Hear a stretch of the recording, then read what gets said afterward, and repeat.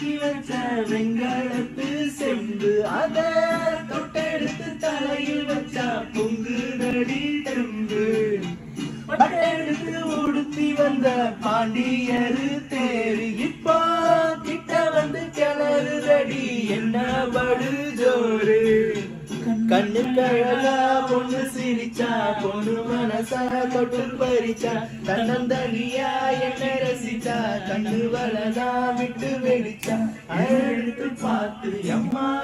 நீரெடுத்து ஊத்து சீரெடுத்து வாய் அம்மா சேர்த்து என்ன தேத்து